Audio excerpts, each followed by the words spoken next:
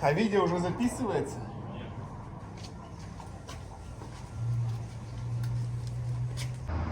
Итак, как я уже говорил, прошлый хозяин мне отдал задние колодки новые. Стоили они вот 38,95. Сейчас мы их поменяем.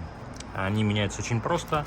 Вот этот вот штифт, не знаю, направляющая, как хотите, вот просто вытягивается, и колодки поднимаются, ставятся новые, и ставится эта направляющая обратно. Единственное, что из вот этого бачка может побежать маслица, когда я начну суппорт разжимать, потому что так как колодки кончаются, да, они сжимаются, забирают в себя больше масла, сюда было оно долито, ну и соответственно, когда я начну их разжимать, масло пойдет обратно. И я для этого дела взял вот салфеточки, чтобы собрать масло и не запачкать здесь все тормозной жидкостью, а не маслом, естественно. Сейчас распакуем, посмотрим, что за колодки, отличаются они, не отличаются, как по размеру вообще подходят, не подходят. В принципе, они одинаковые по размеру, но вот тут у оригинальной, что ли, можем так ее назвать, у оригинальной есть еще колечко сверху, которое выпирает, но оно нам в принципе никакой роли не играет, потому что туда ничего не вставляется. Я думаю, мне нужна будет вот такая плоская отвертка, чтобы немножко его поддеть. Сюда немножко его. Вот он пошел уже. Вон, сместился. Пожалуйста. Сейчас я возьму. Сейчас в моем наборчике найдем пассатижи. И оп, все, вытащили. Тут походу даже стопоры какие-то раньше были. Очень похоже. Ну, такой вот ржавенький немножко. Прижимная пластина. Достаем ее тоже. Ну, две детальки. И по идее колодочки вот так поднимаются. А колодок-то, представляете, уже и нету. Вообще там мили-мили осталось. Уже пластинка-то начала подстираться. Давайте посмотрим на вторую. Ну и здесь, соответственно, такая же ситуация. Вообще колодок нету. Вот здесь сейчас нам нужно открыть бачок, чтобы маслице у нас отсюда не полилось сильно много. Мы настелим сюда салфеточек. Итак, вот так вот немножко я обезопасился. Будем разжимать суппорт. Здесь всего лишь немножко вылилось. Попробуем вставить колодки обратно. Так, одна есть. Так, и другую вставляем. Здесь вот есть стрелочки специальные. Я так понимаю, что они должны совпадать с вращением колеса. Поэтому ставим как по стрелочкам. Ставим обратно прижимную пластину. На ней тоже вот есть стрелочка.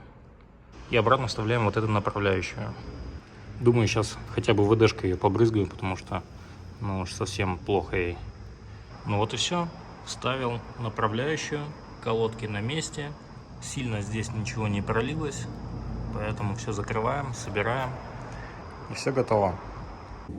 Так, сегодня меняем масло. Купили вот такую вот баклажечку для курицы. Сейчас будем сливаться.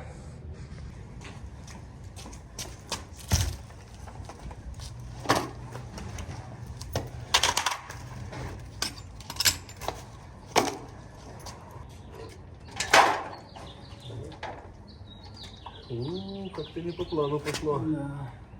Что-то масло реально такое плохое, что аж на воду похоже.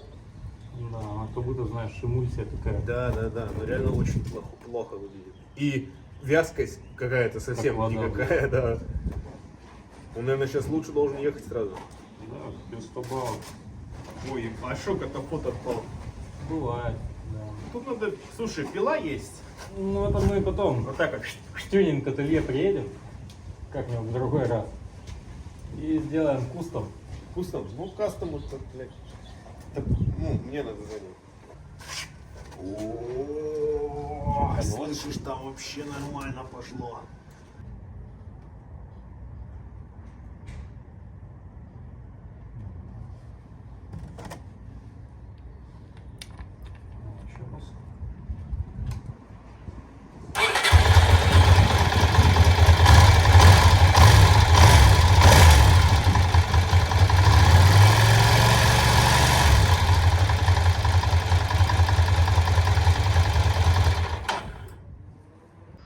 общем, поменял я масло, все замечательно.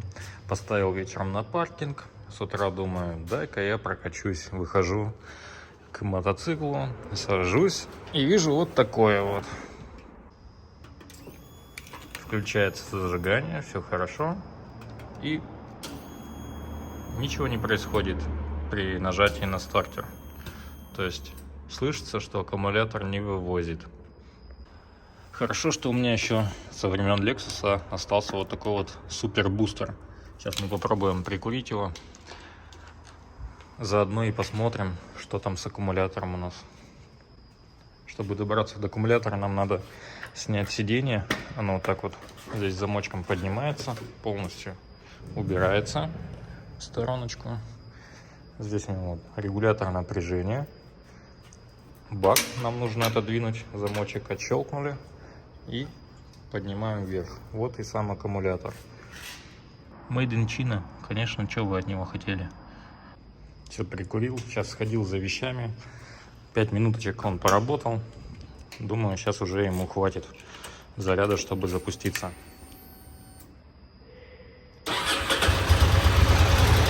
Да, все работает. Сейчас поедем покатаемся.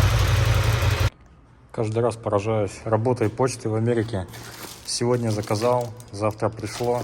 Вообще очень быстро работает. 2 вот приколюшечки для мотоцикла. Сейчас распакуем и посмотрим, что же нам пришло. А встречает нас вот такая надпись Made in China. Сейчас посмотрим, что же внутри. А тут вот такая вот рамочка для номера новая. Термоусадка, провода, освещение номера. И вот там даже инструкция, я вижу, что есть. Всякие вот болтики, винтики. Будем ставить, обязательно покажу. Но вот этот заказ пришел быстрее, чем я ожидал. Чехол для айфона моего 13 Pro Max. Специальный вот такой вот крепеж. И держатель для телефона, который ставится куда-то вот сюда вот, на ручку. Потому что без навигатора ездить сплошное наказание. Также к нему еще должен скоро прийти демпфер, чтобы не трясся телефон, потому что у 13 Pro Max быстро отъезжает камера, так как там оптическая стабилизация. Если она сломается, она будет постоянно у вас дрыгаться и перестанет фотографировать нормально. Что мне понравилось, это наличие ключика в комплекте. Это очень удобно, то есть я могу прямо сейчас взять и поставить это на свой мотоцикл и поехать. Я думаю, мы его куда-нибудь вот сюда вот пришпандорим, если это будет удобно. Вот такой вот матовый чехольчик идет в комплекте с крепежом. Сейчас правильно его выставим, посмотрим, как удобнее будет, и уже затянем все капитально. Я понял, что закрепить его лучше вот здесь сбоку, чтобы по центру был крепеж, и телефон тогда будет вот так вот защелкиваться, и посередине большой экран будет. Сейчас проверим, будет ли влиять вращение руля, упираться куда-то, мешать или еще что-то. Ну вот, как видите, вообще все замечательно. Здесь еще огромный запас, и все приборы видно. То есть его можно, конечно, и прямо поставить, но тогда он вот здесь вот уже упирается в ключи. Да и удобнее смотреть, когда у тебя карта получается горизонтально. Пока покатаюсь так, но скоро придет демпфер от вибрации, и уже будем ставить вместе с ним сюда телефон. Ну, я думаю, за это время ничего с телефоном не произойдет. Сейчас тюнинг-ателье приделает вот такую рамку сюда. Чтобы снять это все дело, вот здесь снизу 4 болтика. И все, и она снимается. Оп, и открутили. Оп. Да, все тогда она должна аккуратненько подняться. Оп, о. Все, и нам... Так а что тут все равно надо? Отвалилось. А как? Да, это мы сейчас отключим. И вот так, все.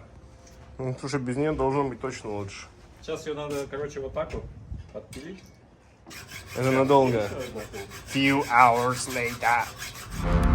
You don't wanna fuck with me. A slow burn like a disease. Just Just tell me that I can and I'll show you things that you couldn't believe. Just tell me that I can. Just tell me that I can. Just tell me that I can. Just tell me that I can.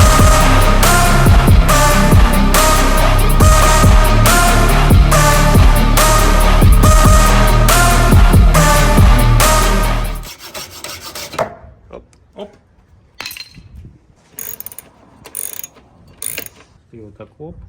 И сейчас что-нибудь придумаем. Сейчас стяжки дам. А и чё? Завтра все заменено будет. Все, закончили. Вот такой результат получился. Гораздо же круче, да, смотрится? Напишите в комменты. По любасу. Изменилось в лучшую сторону. Да, поехал домой, случилась неприятность, перегорела фара. Сейчас лампочку поменяем. Уже купил в автозоне за $7. Две штуки за $7. Меняется очень легко. Вот здесь болтик. Откручиваем и меняем. Все, заработало. Даже подсветочка вот здесь горит, которая шла в комплекте с рамкой. Поэтому сейчас будет вид топовый. После того, как спилили мы заднюю часть, вообще стало гораздо круче. Мне прям нравится. Потому что большой хвост вот этот был ни к чему. Он только портил весь вид. И сегодня у нас пришла еще одна обновочка. Вот маленькая коробочка. В ней лежат поворотники. Потому что вот здесь поворотник сломан, он держится на хомутах, я его притянул. И вот здесь передний поворотник, у него тоже сломано стекло, и он вот весь вот такой вот. Ну и я решил немножко освежить вид. И сейчас поставим более современные, более совершенные поворотники. Вот так вот они выглядят. Маленькие, светодиодные, неприметные. И будет посовременнее вид, потому что такие лопухи уже как-то олдскульно смотрятся. А хочется что-то посвежее. Коннекторы здесь точно такие же. Я думаю, с подключением сейчас проблем вообще не возникнет никаких. Сейчас все это дело отключим и поставим новые фонари. Вот видите, у меня вот фонарь здесь на стяжечках закреплен, потому что у него часть, где болтик выворачивается, она сломана. Я уже поставил светодиодный фонарик. Уже смотрится немножко по-другому, да. Поставим сейчас сиденье и посмотрим, что лучше светит. Вот такой вот вид приобрел мотоцикл. Уже как-то посовременнее, да, с правой части смотрится. Сейчас включим, посмотрим, как светит. Вот так моргает левый, а вот так, получается, будет моргать правый поворотник. Но он так быстро моргает, потому что реле не адаптировано.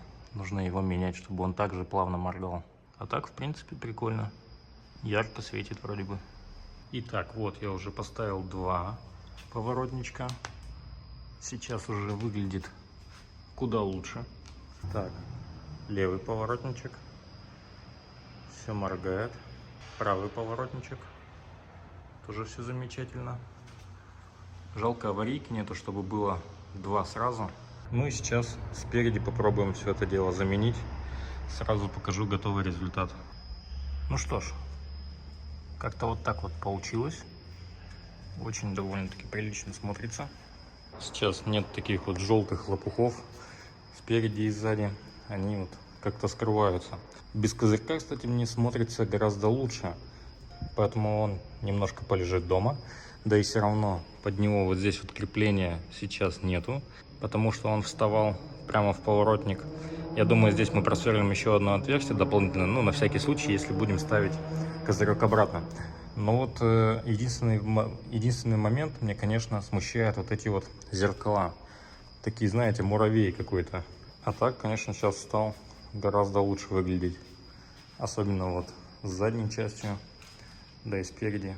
Вообще прям круто, мне нравится.